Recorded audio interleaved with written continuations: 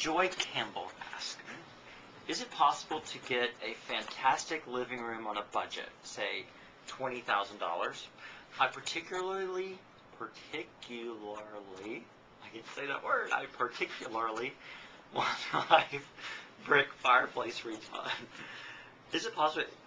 Joy Campbell, listen, if we can't get a living room on a $20,000 budget, there's something wrong.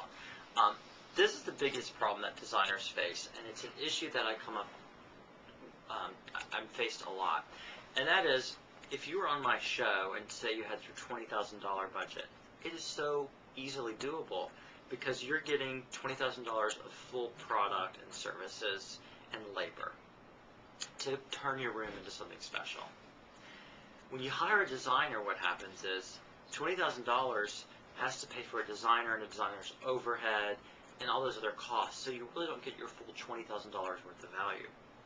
So to answer your question, yes, I think it's absolutely possible to do a living room for $20,000. You just have to budget accordingly.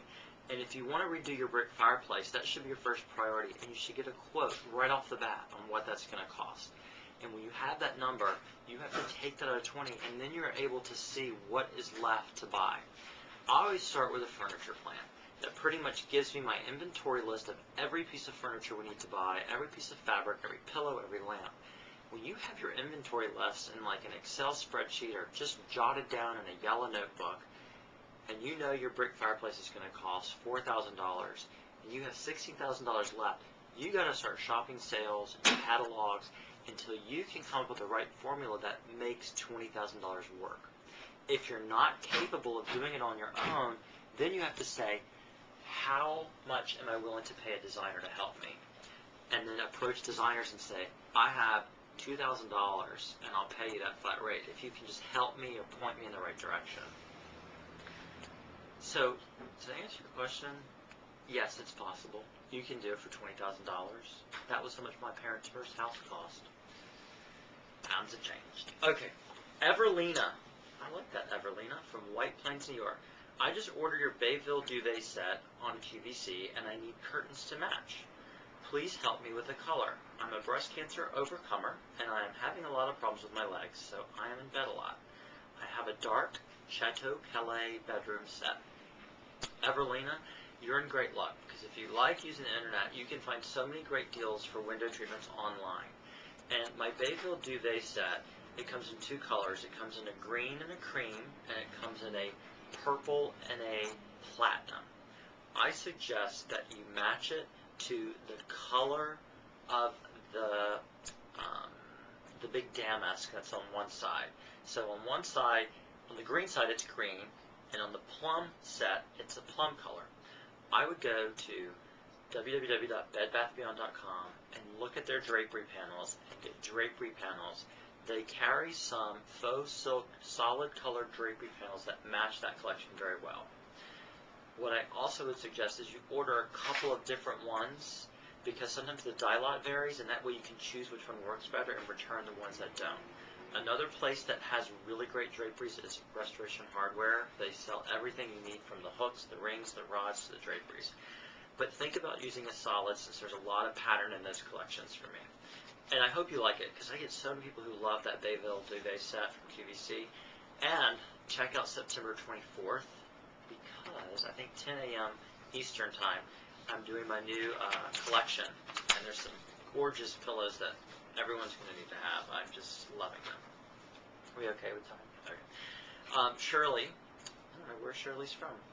Hi, Kenneth. My den has one L-shaped wall and two individual walls measuring 89 inches each. How do I arrange furniture in this room with 3 openings to other rooms? Is it best to use sectional or individual pieces? Also, can you suggest a warm color for this room? Color first. Look at Williams-Sonoma's Macadamia. It's a great basic color. It warms up the space, and it works great with other pieces of art and furniture.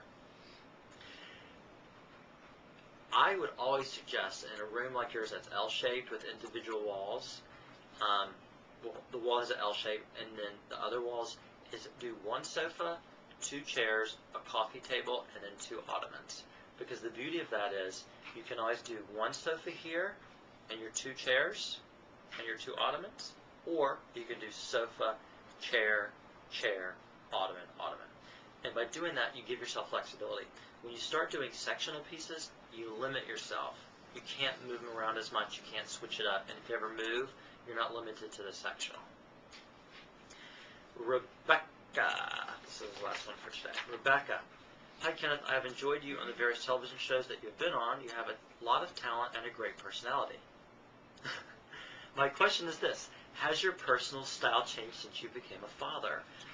Rebecca, you have no idea. I used to do nothing but use browns and warm, dark colors everywhere, and I still love it. But I now have a little girl that is the sweetest little girl that you've ever seen. And she looks so good in pink and orange that my entryway now has a bright pink piece of furniture that I found that I love because it reminds me of Harper. So there's more color that's come into my design style that I like, and I think it's because Harper has brought in color to my life.